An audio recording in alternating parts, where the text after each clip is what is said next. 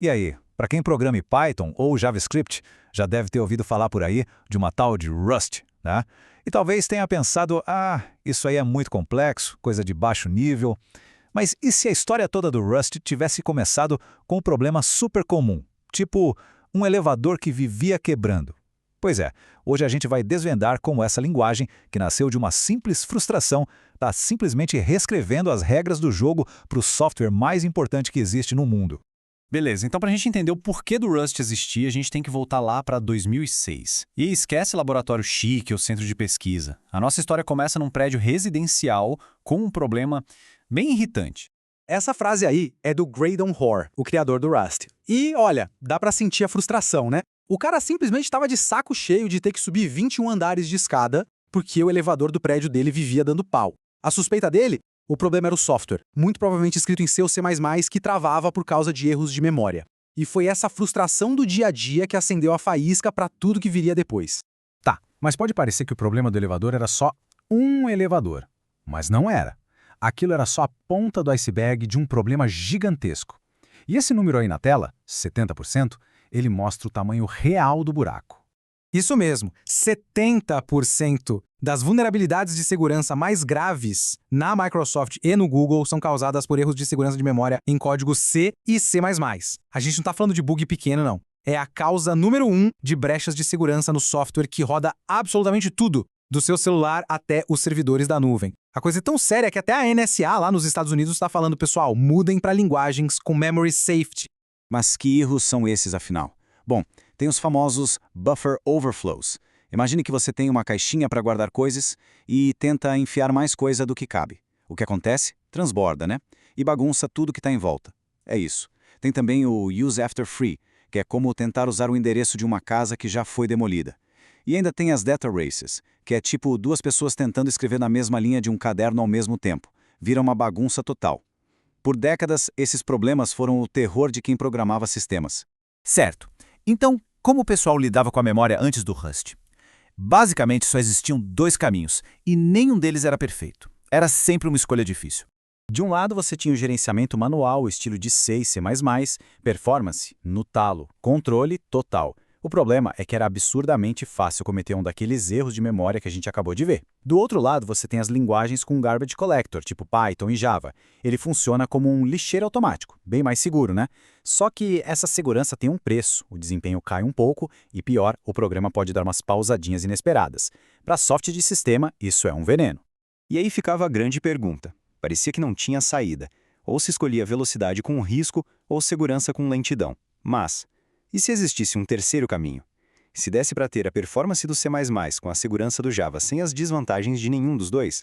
E aqui que o Rust entra com a sua grande sacada, o conceito de ownership, ou posse. E a mágica, o pulo do gato está aqui, ó. Essas regras são checadas pelo compilador. O que isso quer dizer? Que os erros de memória são pegos antes mesmo de o programa rodar. É como ter um revisor super inteligente que não deixa você cometer erros. A segurança vem de fábrica, na hora de compilar. E o mais legal é que as regras são super simples de entender. Regra número 1.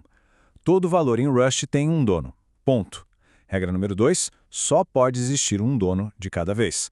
E regra número 3. Quando o dono sai de cena, o valor que ele possuía é deletado, automaticamente. São só 3 regrinhas, mas, nossa, o impacto disso é gigantesco. Para quem gosta da parte mais teórica, o nome disso é sistema de tipos afim. Mas a ideia é bem simples. Um valor só pode ser usado no máximo uma vez. Quando você passa um dado de uma variável para outra, a variável original meio que deixa de existir para aquele dado. E com isso, puf, acabou a chance de ter erros como use after free. O compilador simplesmente não deixa passar. É impossível.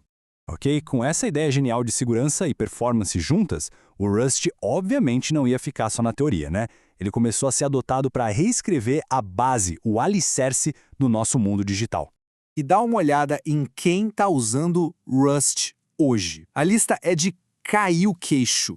A Microsoft está reescrevendo pedaços do coração do Windows. O Google está botando Rust no Android. A AWS, aquela infraestrutura serverless deles, o Lambda, roda em cima do Firecracker, que é feito em Rust. E o mais pesado de todos, o kernel do Linux agora aceita Rust oficialmente. É a segunda linguagem oficial, lado a lado com o C. Isso é surreal. E não é só papo, não. Os resultados são reais. O Google divulgou que nos componentes novos do Android que eles fizeram com Rust, a quantidade de vulnerabilidade de memória caiu 1000 vezes. Não é 10%, não é 2 vezes. 1000 vezes. Isso não é só melhorar, é mudar o jogo completamente. E essa citação aqui de um dev no Reddit resume tudo de forma perfeita. Para quem vem de Python ou JavaScript, isso é música para os ouvidos. Aquela performance absurda do C++ parece assustadora, né? O Rust cria uma ponte. Ele te dá o poder, mas com uma baita rede de segurança para não deixar você cair nas armadilhas mais comuns. E claro, quando as maiores empresas do mundo começam a usar uma tecnologia, acontece uma coisa. Essa reescrita geral da infraestrutura do planeta em Rust criou uma oportunidade gigantesca. A lógica é simples. Quando gigantes como Google, Microsoft e AWS apostam suas fichas numa tecnologia, a demanda por profissionais explode. Hoje, a real é que tem muito mais vaga para Dev Rust do que gente qualificada para preencher, principalmente para quem já tem mais experiência. E essa demanda toda, claro, joga os salários lá para cima. Não é raro ver salários para Devs Rust Senior passando de $200 mil por ano lá fora. E por quê? Porque as empresas sacaram o valor.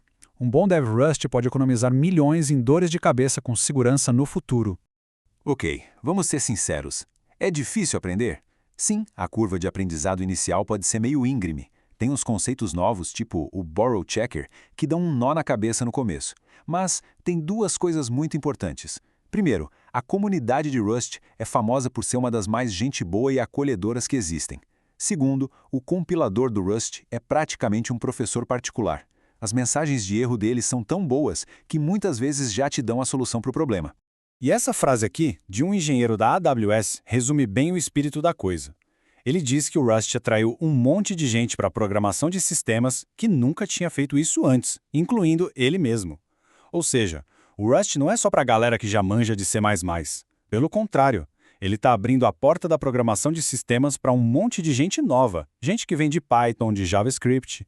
Então, para fechar, fica essa reflexão. Uma coisa que começou com a raiva de um elevador quebrado acabou gerando uma revolução silenciosa na base de todo o nosso mundo digital. Do sistema operacional do celular até a nuvem que guarda tudo, o Rust está lá, deixando tudo mais seguro e mais rápido. A pergunta que fica não é mais se o Rust é importante, mas qual é o limite? Até onde essa revolução vai chegar?